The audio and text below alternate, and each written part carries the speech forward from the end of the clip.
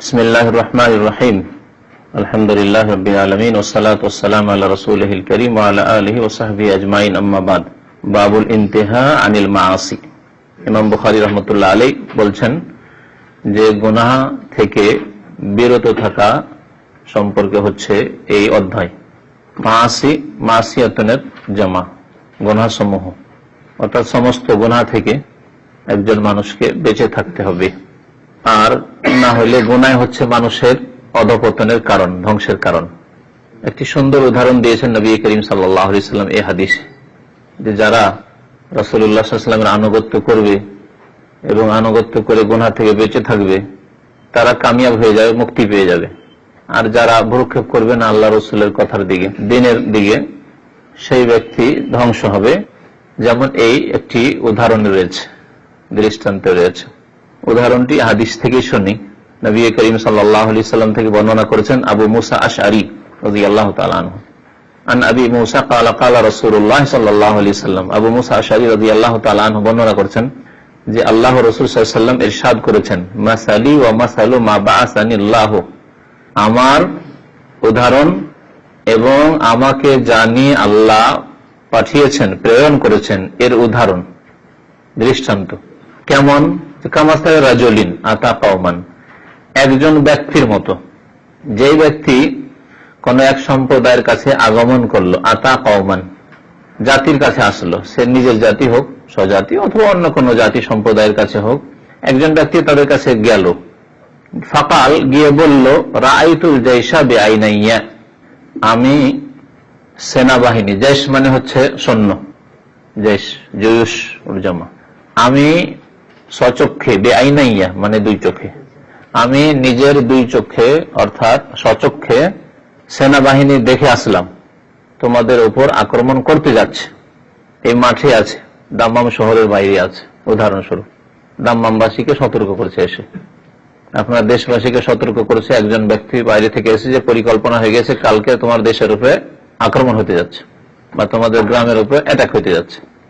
এই উদাহরণ দিয়েছেন নবী করিম সাল্লাল্লাহু আলাইহি ওয়াসাল্লাম। প্রাচীন যুগে এইভাবে সতর্ক করত, তখন তো আর এইরকম যোগাযোগ ব্যবস্থা ছিল না। ছিল কি?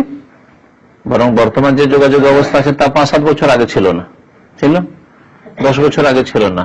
না ইন্টারনেট ছিল, সাথে সাথে 1 সেকেন্ডের মধ্যে সারা বিশ্বের সমস্ত খবর আপনি ছড়িয়ে দিতে পারছেন। না এ মোবাইল ছিল, তার আরেকটু আগে চলে যান তো না টেলিফোন ছিল, ল্যান্ড টেলিফোন, তাও ছিল না। তাহলে ছিল কি? চিঠিপত্র।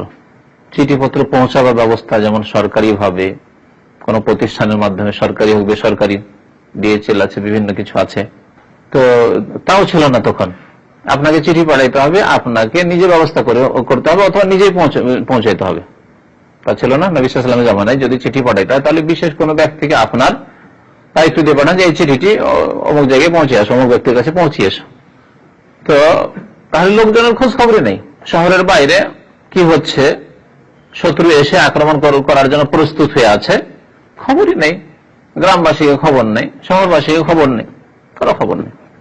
তো কোন ব্যক্তি যখন দুশ্মন সম্পর্কে, শত্রু সম্পর্কে জানতে পারতো যে আমাদের গ্রামের ওপর অথবা শহরের ওপর আক্রমণ হতে যাচ্ছে, তো দৌড় দিয়ে আসতো। ওই লোকটির কথা বলছেন যে আমার উদাহরণ ওই লোকটির মতো। আমি রাসূলুল্লাহ সাল্লাল্লাহু আলাইহি ওয়াসাল্লাম যে তোমাদেরকে সতর্ক করার জন্য আল্লাহর দ্বীন নিয়ে, মা বাআসানিল্লাহু বিহি, জানিয়ে আল্লাহ পাঠিয়েছেন, কোরআন সুন্নাহ নিয়ে, ওই লোকটির মতো, যে লোকটি দৌড় দিয়ে আসলো আর বললো, রাআইতুল জাইশা বিআইনাইয়া, আমি স্বচক্ষে সেনাবাহিনী দেখে এলাম, শত্রুদেরকে দেখে আসলাম, অস্ত্রে সজ্জিত রয়েছে। ওয়া ইন্নী আনান নাযীরুল উরয়ান, এবং আমি তোমাদেরকে সুস্পষ্ট ভাবে সাবধান করছি। এটা হচ্ছে ভাব অর্থ করলাম। নাযীর মানে হচ্ছে সাবধানকারী, সতর্ককারী, আর ওরিয়ান মানে হচ্ছে উলঙ্গ। উলঙ্গ জাহেলি জামানায়, মুশরিকদের যুগে, ইসলাম আসার পূর্বে উলঙ্গ হওয়াটা কোনো ব্যাপার ছিল না। সামান্য কোনো কারণে উলঙ্গ হয়ে যাওয়াটা এমন কোনো ব্যাপার ছিল না, আইব দোষ ছিল না। শত্রু দেখেছে, এমনি এসে যদি বলে তো হয়তো মানুষের ভ্রুক্ষেপ করবে না, অনেক লোক আসছে যাচ্ছে, ভ্রুক্ষেপ করবে না। কিন্তু একজন উলঙ্গকে যদি দেখে তাহলে গোটা গ্রামের লোক তাকাবে কিনা, বা আশেপাশে যার সবাই তাকাবে, কি ব্যাপার এই লোকটি উলঙ্গ কেন? এমনিতে হয়তো কোনো বিশেষ ব্যক্তি হেঁটে চলে যাচ্ছে, অনেকে খেয়াল করছেন না, সাধারণ অবস্থায় যাচ্ছে। কিন্তু অসাধারণ অবস্থায় যদি কেউ আসে তাহলে সবাই খেয়াল করবে, ব্যাপারটা কি। তো যখন দেখতো যে শত্রু এই কিছুক্ষণের মধ্যে হামলা করতে যাচ্ছে গ্রামের ওপর বা আমাদের কাবিলা বংশের ওপর। তখন তো গোত্রীয় শাসন ব্যবস্থা ছিল, এক এক কাবিলা এক এক এলাকায় বংশ বাস করতো আরবরা। দৌড় দিয়ে এসে নিচু জায়গা থেকে যদি কথা বলে তো আওয়াজ বেশি দূরে পৌঁছিবে না, গোটা বংশের লোকের বাড়ি বাড়ি খবর পৌঁছিবে না, আর একটা একটা করে বাড়ি বাড়ি খবর দিতে দিতে শত্রু এসে হানা দিয়ে দিবে। তো উঁচু জায়গায় দৌড় দিয়ে এসে চড়তো, পাহাড়ের উপর, আশেপাশে পাহাড় থাকলে কোনো উঁচু জায়গায় দাঁড়িয়ে যেত, উলঙ্গ হয়ে দাঁড়িয়ে যেত, যাতে আশেপাশের লোক নিচু জায়গা থেকে দেখতে পায় যে লোকটি উলঙ্গ হয়ে আবার পাহাড়ের উপর কেন চড়েছে, হ্যাঁ উঁচু জায়গায় কেন দাঁড়িয়েছে। আর ওখানে চিৎকার করে চিল্লে বলতো যে আনান নাযীরুল অরিয়ান, আমি উলঙ্গ সাবধানকারী তোমাদেরকে।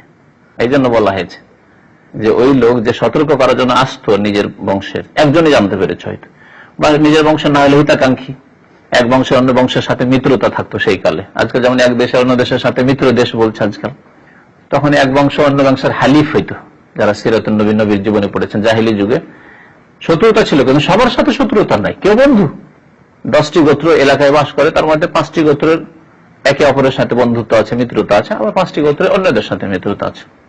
তো দৌড় দিয়ে এসে উলঙ্গ হয়ে দাঁড়িয়েছে আর চিৎকার করে বলছে কি, আনান নাযীরুল অরিয়ান, আমি উলঙ্গ সতর্ককারী সাবধানকারী, তোমাদেরকে সাবধান করছে। ফান্নাজা আন্নাজা, এভাবে বলতো চিল্লে, মুক্তি মুক্তি, মুক্তির পথ নাও, হ্যাঁ নাজাতের পথ নাও, নাজাতের পথ, নাজাতুন শব্দ থেকে এসছে, মুক্তির ব্যবস্থা নাও, মুক্তির ব্যবস্থা নাও। কেমন করে মুক্তি পাবে দুশমন থেকে, হ্যাঁ শত্রু থেকে, তার ব্যবস্থা নাও। এইভাবে যখন চিল্লে ডাক দিল, এই ব্যক্তি এসে হিতাকাঙ্ক্ষী হয়ে ফাতাআতুন, গ্রামবাসী সবাই কিন্তু কথা মানল না, অনেকে বিশ্বাস করলো, অনেকে বিশ্বাস করলো না। কাবিলার লোক, বংশের লোক, কেউ বিশ্বাস করলো, কেউ বিশ্বাস করলো না। তাই বলছেন নবী সাল্লাল্লাহু আলাইহি ওয়াসাল্লাম ওই চিত্রটাকে, অবস্থাটাকে তুলে ধরেছেন।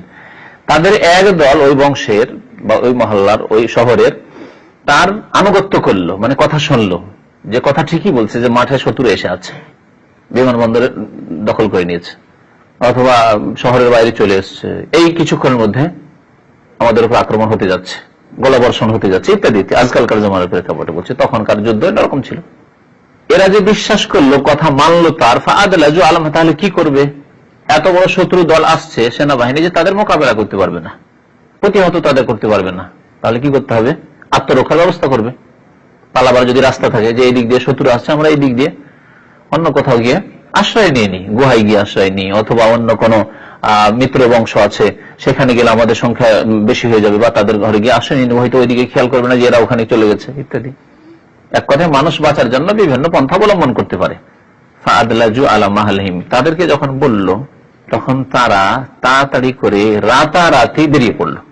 রাত্রে হয়তো খবর এসে সন্ধ্যাবেলা যে সকাল হতে হতেই তোমাদের কাছে শত্রু পৌঁছে যাবে, আর বিলম্ব তারা করলো না। রাত্রে শুনে রাতারাতি এলাকা ছেড়ে, বাড়িঘর ছেড়ে পালিয়ে গেল। তারা নিরাপদ স্থানে তারা গিয়ে আশ্রয় নিয়ে নিল। ফানা যাও, সুতরাং এরা পরিত্রাণ পেয়ে গেল, শত্রুর আক্রমণ থেকে এরা নাজাত পেয়ে গেল, মুক্তি পেয়ে গেল। আর একটি দল তারা মিথ্যা মনে করলো, একজন লোক বলছে কি, কে জানে, হতে পারে আমাদেরকে খামাগিনি ঠাট্টা মজা করছে, মিথ্যা কথা বলছে, হয়তো মিথ্যা মনে করলো, ওকে কোন ভুরুক্ষেপই করলো না। সংবাদ দিল যে মাঠে আছে শত্রুরা, ওখানে তাদের ছাউনিতে আছে, ওরা খুব তাড়াতাড়ি এসে আক্রমণ করবে, সকাল হইতে হইতে কি রাত্রে পৌঁছে যেতে পারে, পরই করলো না। কাযযাবাতহু তায়েফাতুন, একদল অস্বীকার করলো, মিথ্যা মনে করলো।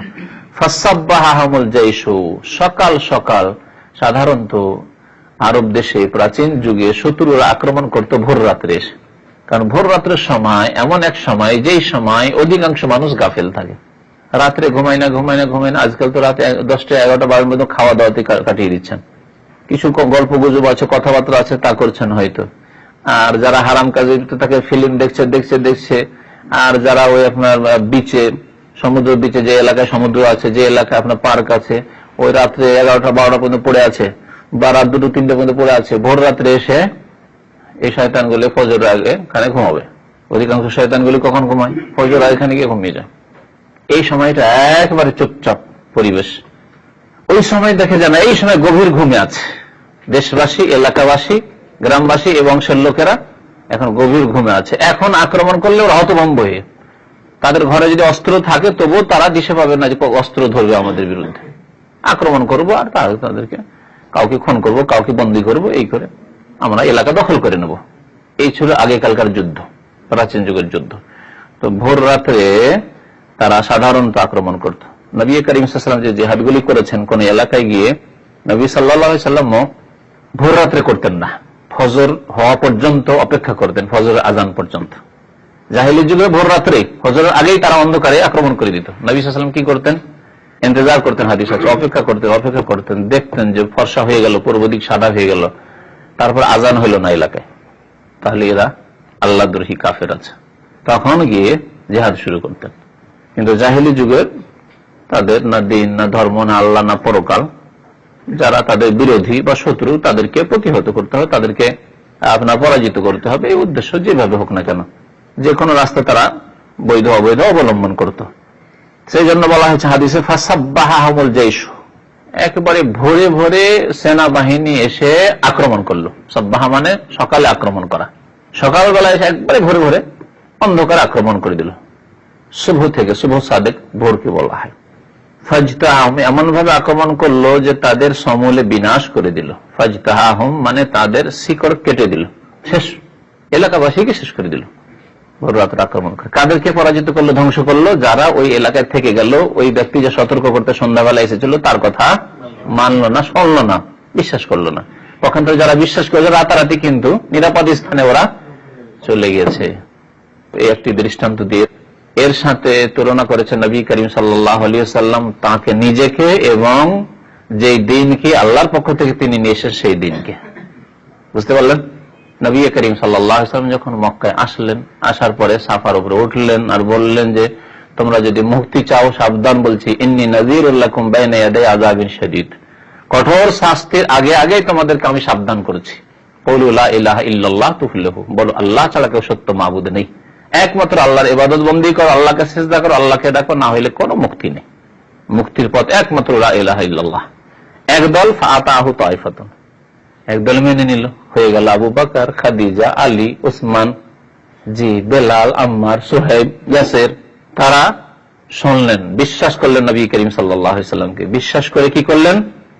রাতারাতি ইসলাম কবুল করে ফেললেন, তাড়াতাড়ি সুযোগ পেয়েছে। আল্লাহ মুক্তির পথ দিয়েছেন, নবী সাল্লাল্লাহু আলাইহি ওয়াসাল্লাম আমাদের কাছে আমাদের হিতাকাঙ্ক্ষী এসেছেন, আমাদের রহমত করুণা স্বরূপ এসেছেন, তার কথা মানবো আমরা।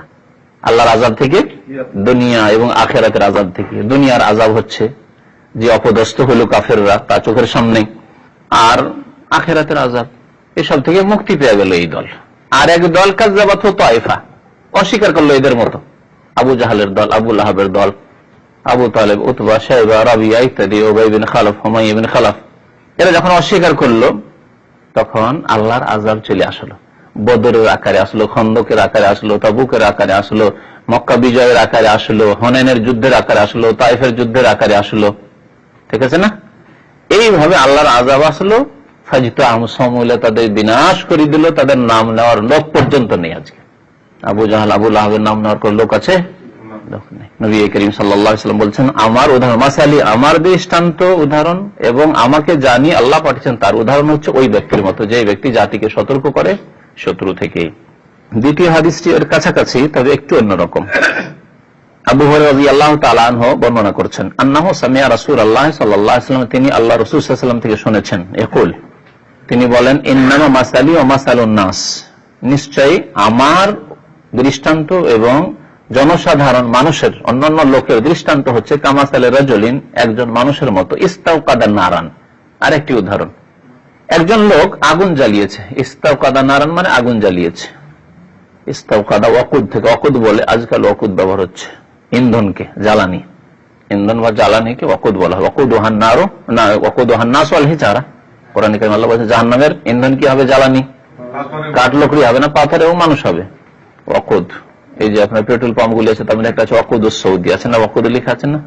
তো আগুন জ্বালালো সেই ব্যক্তি, ফালাম্মা আযাত মা হাওলাহু, আগুন যখন জ্বালালো তখন আশেপাশে আলোকিত হয়ে গেল। স্বাভাবিক, আগুন জ্বললে আলোকিত হবে।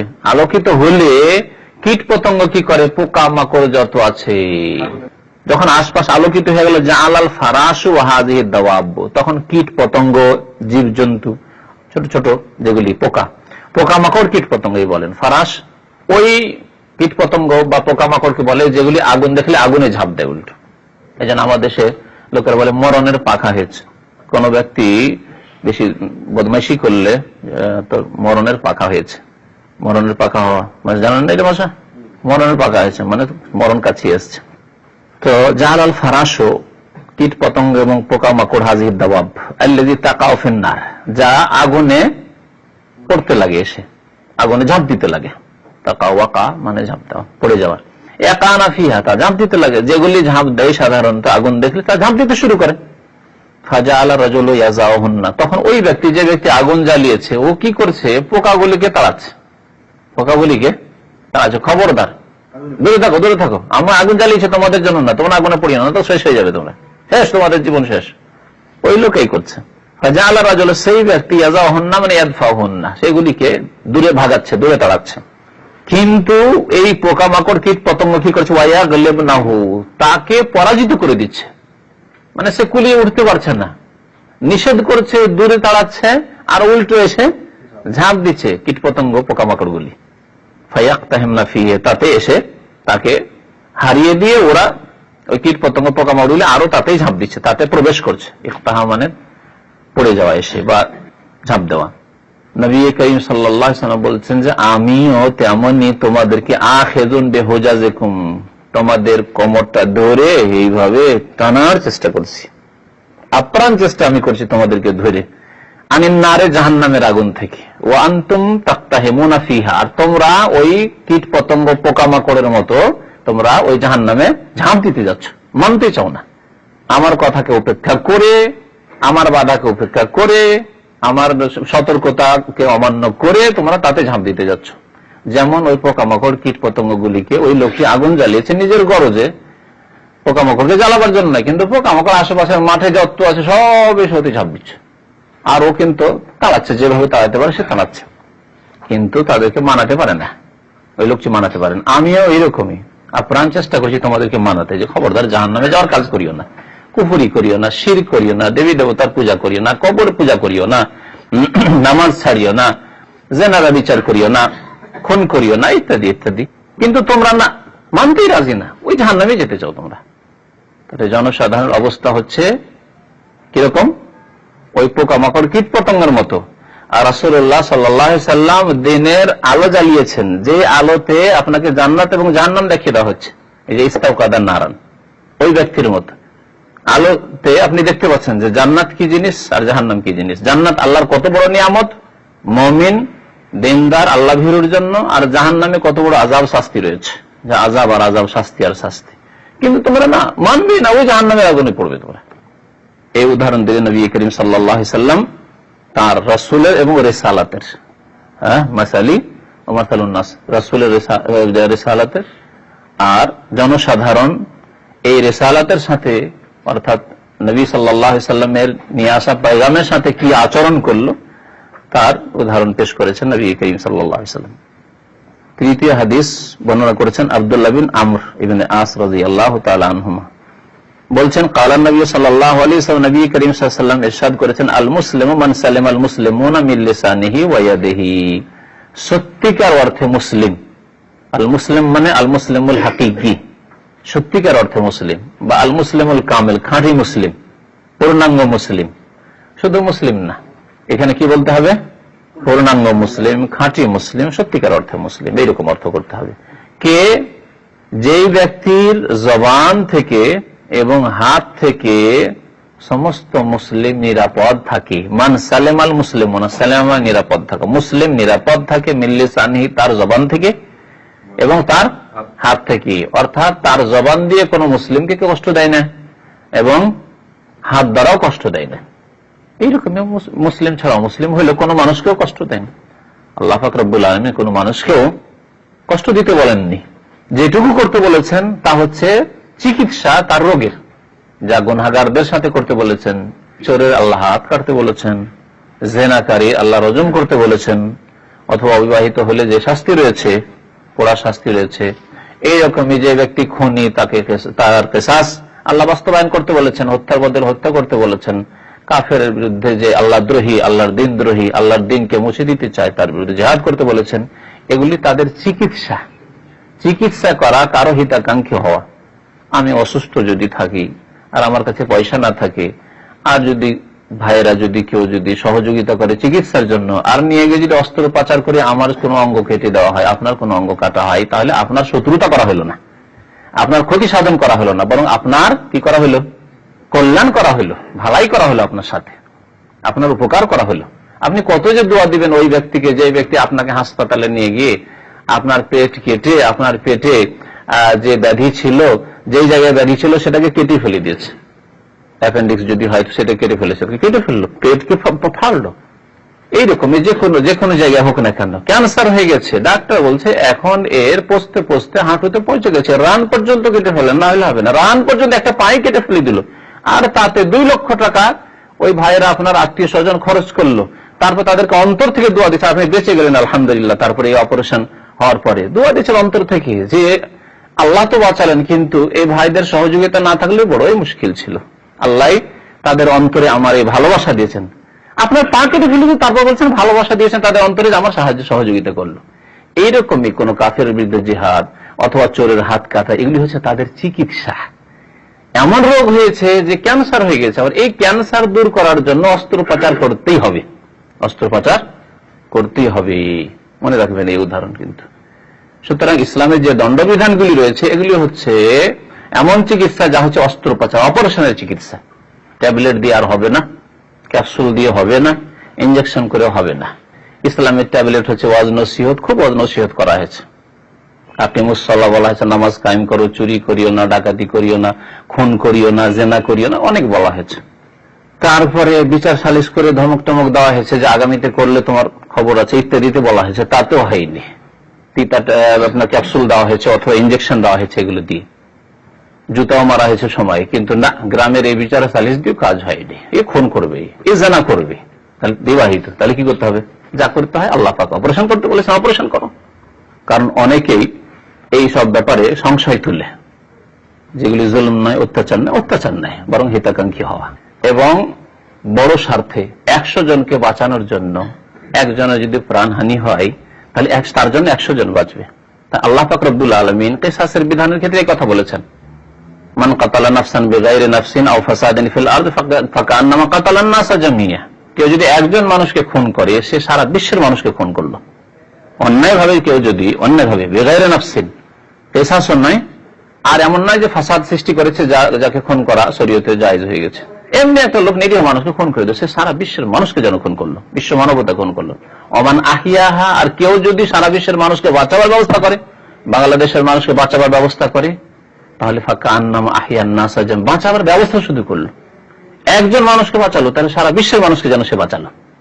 আজকে যদি হত্যার বদল হত্যা বাংলাদেশে হতো, তাহলে আওয়ামী লীগ বিএনপিকে কখনো খুন করার সাহস করতো না, বিএনপি আওয়ামী লীগকে কখনো খুন করার সাহস করতো না, বা জামাতকে খুন করার কখনো সাহস করতো না।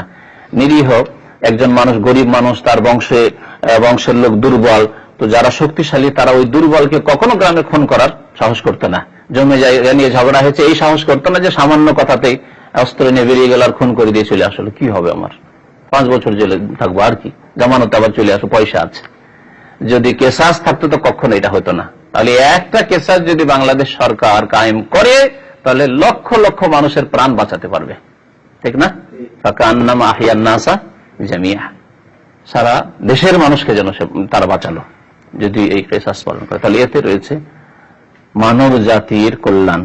এরকমই আল্লাহর ভালো বান্দা রয়েছে যাদের অন্তরে সততা আছে, সৎ পথে আসতে চায়, ইমান ইসলামের পথে আসতে চায়, নামাজের পথে আসতে চায়। অন্যরা বাধা সৃষ্টি করেছে, কেন যাবি তুই এইসব পথে, কেন তুই ইসলাম কবুল করি, বাধা সৃষ্টি করছে। তাহলে এদের অপারেশন প্রয়োজন রয়েছে। সে আসবে না, ব্যক্তিগত যদি না আসে সেটা জবরদস্তি নেই, কিন্তু কেউ আসছে বাধা সৃষ্টি করবে, ক্যান্সার হয়ে গেছে। এই ক্যান্সারের চিকিৎসা অবশ্যই, তা হচ্ছে জিহাদ ফি সাবিলিল্লাহ। তো নবী করিম সাল্লাল্লাহু আলাইহি সাল্লাম কি বলছেন, যে মুসলিম, খাঁটি মুসলিম ওই ব্যক্তি যেই ব্যক্তির জবান দ্বারা বা হাত দ্বারা কেউ কষ্ট পায় না। তাহলে যে ব্যক্তি জবান দ্বারা কষ্ট দেয় কোনো মানুষকে, হাত দ্বারা কষ্ট দেয়, সেই ব্যক্তি খাঁটি মুসলমান নয়, সে পাকা মুসলমান নয়, সে সত্যিকার অর্থে মুসলমান নয়। জবান দ্বারা কত রকমের আমাদের এক শ্রেণীর লোকেরা কষ্ট দিয়ে থাকে, গীবত করে কষ্ট দেয়, দুর্নাম করে। কি উদ্দেশ্য? সংশোধন করার উদ্দেশ্য, তাকে সরাসরি গিয়ে বলে আপনার এই দোষ কেন, সরাসরি বলে, কিন্তু না, অন্যদের সামনে বলছেন। কি উদ্দেশ্য আপনার রয়েছে? তার ব্যক্তি জীবনের ভুল ত্রুটি, তার ব্যক্তি জীবনের সংশোধনের জন্য আপনি সরাসরি তাকে বলেন। যদি আপনি ইসলাহ সংশোধন করতে চান, গীবত করা, চুগলখড়ি করা, ঝগড়া লাগিয়ে দিলেন, মিথ্যা কথা বলা, ধোকাবাজি করা, কাউকে ধোকা দেওয়া, এগুলি জবান দ্বারা কাউকে কষ্ট দেওয়া নয়। এইরকম জবান, অকথ্য ভাষা বলা, গালিগালাজ করা, অশ্লীল কথা বলা, কাউকে দুর্বল পেয়ে ধমক দিয়ে শাসানিমূলক কথাবার্তা বলা, এগুলি সব হচ্ছে জবান দিয়ে কষ্ট দেওয়া। জবান দিয়ে কষ্ট দেওয়া হচ্ছে ঠাট্টা বিদ্রুপ করা, খোড়াকে খোড়া বলা ইত্যাদি। যে কোনো জবান দিয়ে যে কোনো রকমের কষ্ট হোক না কেন, জবান দিয়ে কষ্ট প্রতিবেশীকে জবান দিয়ে কষ্ট দেওয়া। রাত্রে প্রতিবেশী কেন, আপনারা ব্যাচেলর নিজেদের কথা চিন্তা করেন, এক রুমে থাকেন, আর সাধারণত একজন মানুষ যদি ক্লান্ত হয়ে আসে, তাকে একটা শোয়ার একটা সময় আছে। সবাইকে একরকম বলা যাবে না। কেউ হয়তো 10টার সময় ডিউটি থেকে, এক রুমের লোক 10টার সময় ডিউটি থেকে আসে, তাহলে আর 1 ঘন্টা খাওয়া দাওয়ার জন্য লাগবে 11টা। কিন্তু আপনি 12টা 1টার সময় যদি বন্ধু বান্ধব নিয়ে এসে গল্প করেন, আরেকজনের সকাল 6টার সময় ডিউটি আছে, তাহলে আপনি আপনার জবান দিয়ে গল্প করে কষ্ট দিলেন। সরাসরি তাকে কোনো আঘাত করলেন না, কিন্তু আপনার বন্ধু নিয়ে এসে গ্যাদারিং করছেন আর গল্প করছেন আর খাওয়াচ্ছেন বন্ধুদেরকে, আর রুমে 2 জন আরো শুয়ে আছে বা 1 জন শুয়ে আছে মুসলিম ভাই, কষ্ট দিচ্ছেন না? তাহলে আপনি খাঁটি মুসলিম নন, আপনার ইসলামের ত্রুটি আছে। হাত দিয়ে যে এরকমেরই কষ্ট হোক না কেন, হাত দিয়ে আপনার কষ্ট মানে শুধু মারা নাই, এটা একটা, কিন্তু হাত দিয়ে এমন কিছু লিখলেন, হাত দিয়ে লিখলেন, একই সাথে আপনার সহকর্মী একসাথে একই কোম্পানিতে কাজ করেন, কোম্পানির লিখিত কমপ্লেন দিয়ে চুপচাপ মুদির ম্যানেজারের কাছে পৌঁছে দিলেন যে এই লোকটি খারাপ, ওর চাকরি খেয়ে নিলেন, এক্সিট লাগিয়ে দিলেন, হাত দিয়ে কষ্ট দিলেন আপনি। মুখে কিছু বলেন, কিন্তু লিখিত রিপোর্ট দিয়েছেন, ব্যাড রিপোর্ট, খারাপ। আর এমন কিছু ছিল না, তাতে আপনি বাড়াবাড়ি করেছেন, অথবা তার সংশোধন হওয়া সম্ভব ছিল, প্রথমবার ছিল, একবার ছিল, ভুল ছিল, যেটা সংশোধন করা সম্ভব ছিল ইত্যাদি, তাহলে এত বড় পদক্ষেপ হয়তো নেওয়া আপনার জন্য জায়েজ নয়। তো কোনখানে কি পদক্ষেপ নেবেন সেটাও আপনাকে একজন মুসলিম হিসেবে জানতে হবে। তারপরে নবী সাল্লাল্লাহু আলাইহি ওয়াসাল্লাম বলেছেন, ওয়াল মুহাজির মান হাজারা মা নাহাল্লাহু আনহু। মুহাজির কাকে বলে?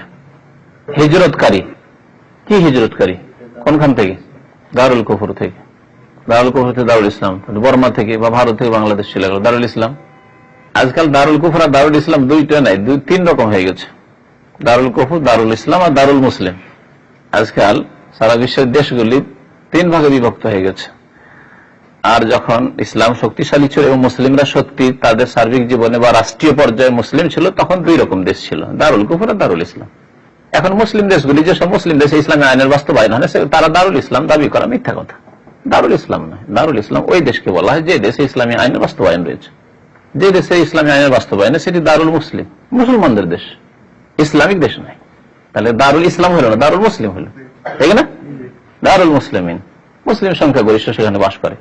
নিজের দেশের কথা নিজেরা বেশি জানছেন, সুতরাং আর এর বেশি বলার দরকার নেই। ইন্ডোনেশিয়ার মতো এমন একটি দেশ, যে দেশে 87% মুসলিম বাস করে, তারপরে সেখানে মুসলিমদের উপর গত কয়েক বছর আগে খ্রিস্টানদের যে অত্যাচার হলো, মুসলিমদের গোস্ত চিবিয়ে চিবিয়ে খাচ্ছে, ইন্টারনেটে দেখানো হয়েছে, জবাই করে চিবিয়ে চিবিয়ে খাচ্ছে খ্রিস্টানরা।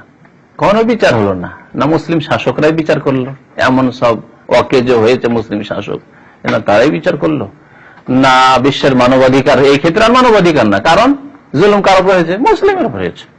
তো হিজরত দারুল কুফর থেকে দারুল ইসলাম, এটা হচ্ছে সহজ সংজ্ঞা। এমন জায়গা থেকে হিজরত করতে হবে যেখান থেকে আপনি হিজরত করে মানে স্থানান্তরিত হয়ে সেই জায়গা ছেড়ে দিয়ে অন্য জায়গায় গিয়ে আল্লাহর দিন সুন্দরভাবে পালন করতে পারেন, আল্লাহর দিন ভালোভাবে পালন করতে পারেন। দিনের খাতিরে আপনি, দুনিয়ার খাতিরে নয়, দিনের খাতিরে আপনি হিজরত করছেন, এই হচ্ছে হিজরত। এই হিজরত শুধু দারুল কুফর থেকে দারুল ইসলাম বা দারুল মুসলিম নয়, মুসলিম দেশে বিদাতি এলাকা, শিরকি এলাকা, কবর মাজার পূজার এলাকা, সেই এলাকাতে তাওহীদ সুন্নাতের কথা বলতে পারছেন না, বরং পালন করা মুশকিল, মসজিদে নামাজ পড়তে গেলে ফিতনার কারণ, তাহলে সেই এলাকা থেকে এমন এলাকায় হিজরত করা যে এলাকায় গিয়ে আল্লাহর দিন যেভাবে আল্লাহ নাযিল করেছে সেভাবে পালন করতে পারবেন, রাসূলুল্লাহ সাল্লাল্লাহু আলাইহি ওয়াসাল্লামের সুন্নাত মোতাবেক নামাজ পড়তে পারবেন, রাসূলুল্লাহ সাল্লাল্লাহু আলাইহি ওয়াসাল্লামের আদর্শ মোতাবেক জীবন যাপন করতে পারবেন।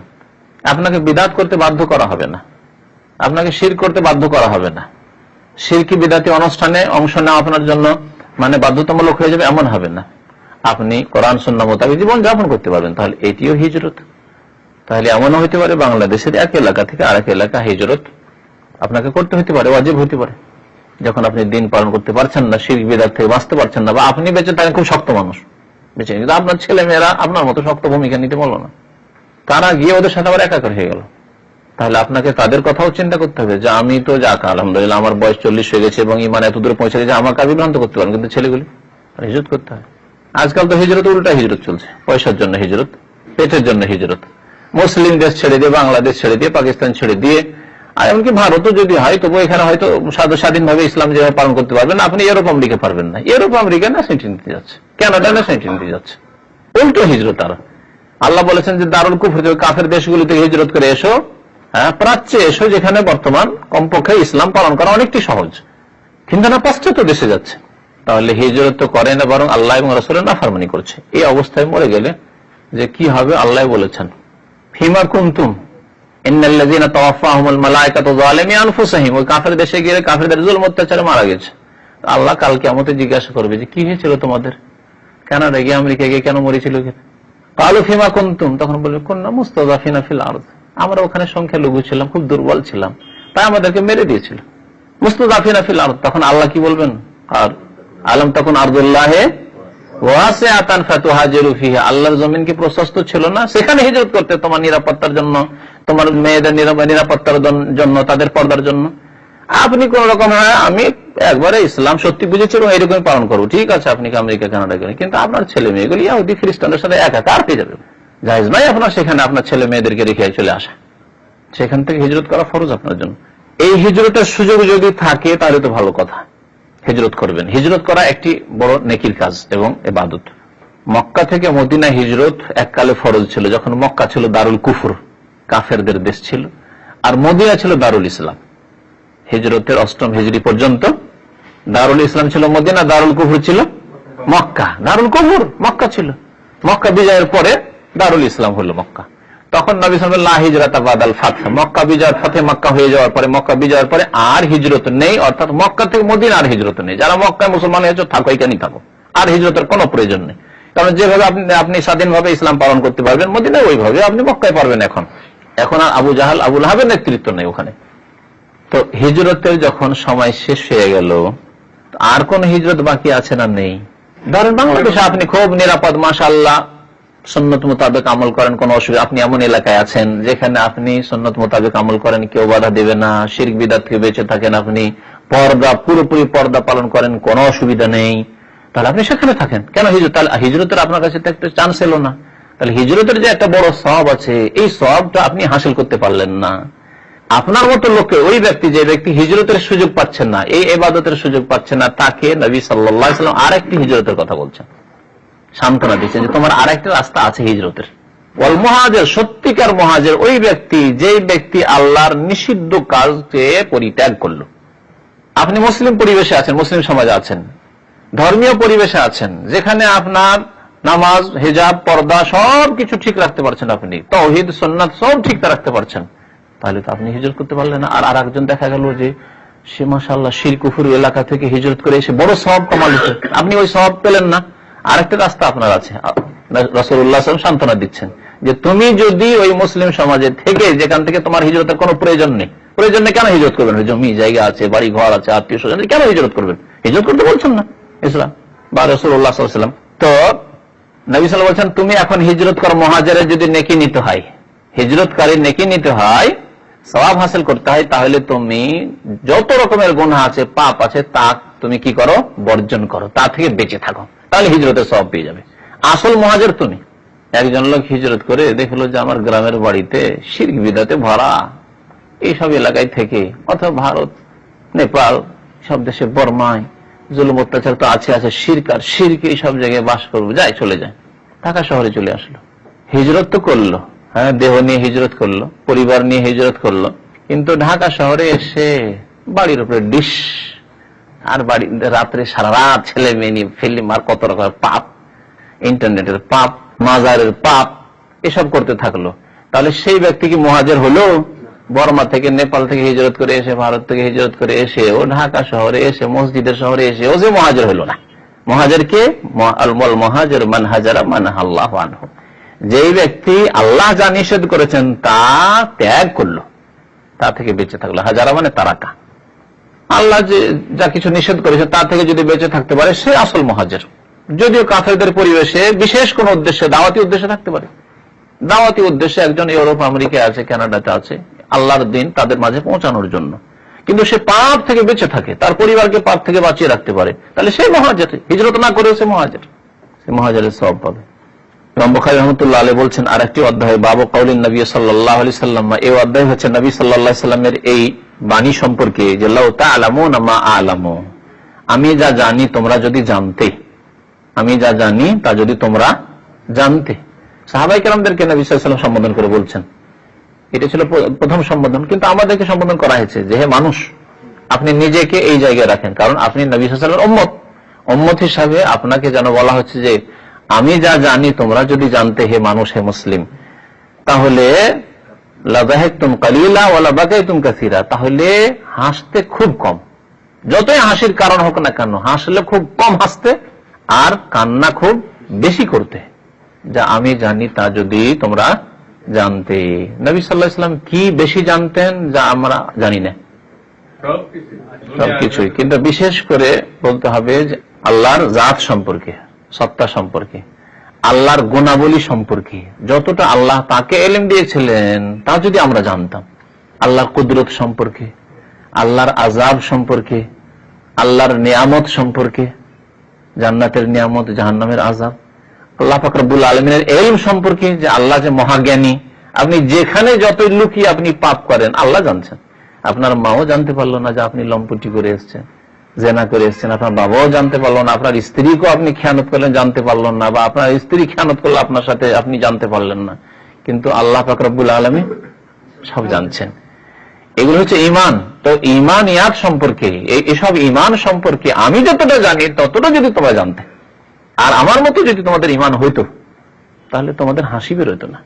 একটা মানুষ যদি আল্লাহর কুদরত সম্পর্কে জানে, হ্যাঁ, আল্লাহর ইলম সম্পর্কে জানে যে আল্লাহ সবকিছু দেখছেন, তাহলে তার দ্বারা পাপের দিকে যাওয়া সম্ভব হবে আর হাসি আসবে তার। তারপরে আল্লাহর আযাব, আল্লাহর নিয়ামতের কথা, আল্লাহর নিয়ামতের যে আকাঙ্ক্ষী হবে জান্নাতের, এবং আল্লাহর আযাব থেকে যে বাঁচতে চাইবে দুনিয়া এবং আখিরাতের আযাব, সে ব্যক্তির কি হাসি ফুটবে সহজে? না, কান্নাই আসবে যে কেমন করে আমি জাহান্নাম থেকে বাঁচতে পারবো, আগুন থেকে, আর কেমন করে আমি জান্নাত পাবো। এই ফিকিরে, এই পেরেশানিতে সে সবসময় চিন্তিত থাকবে। তো চিন্তিত ব্যক্তি আবার হাসি কি করে আসতে পারে?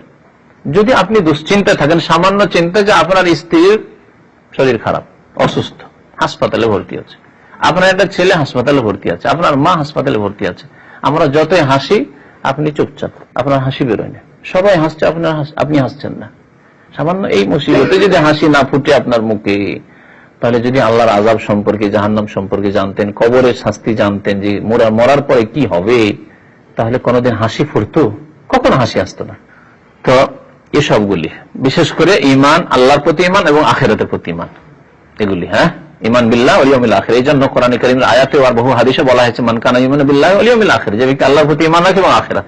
তো আল্লাহ সম্পর্কে আর আখিরাত সম্পর্কে, পরকাল সম্পর্কে, জান্নাত জাহান্নাম আযাব সম্পর্কে যদি তোমরা আমার মতো জানতে, তাহলে তোমাদের হাসি খুব কমই আসতো আর বেশি বেশি তোমাদের কান্না আসতো। আবু হুরায়রা রাদিয়াল্লাহু তাআলা আনহু বর্ণনা করেছেন যে কালা রাসূলুল্লাহ সাল্লাল্লাহু আলাইহি ওয়াসাল্লাম, আল্লাহ রাসূল বলেছেন সাল্লাল্লাহু আলাইহি ওয়াসাল্লাম, তা'লামুনা মা আ'লামু, তোমরা যদি জানতে যে আমি জানি, লা যাহিকতুম কালিলা, তো অল্পই তোমাদের হাসি আসতো, মানে হাসি তোমাদের আসতোই না, ওয়ালা বাকাইতুম কাসীরা, আর তোমরা খুব বেশি কান্না করতে।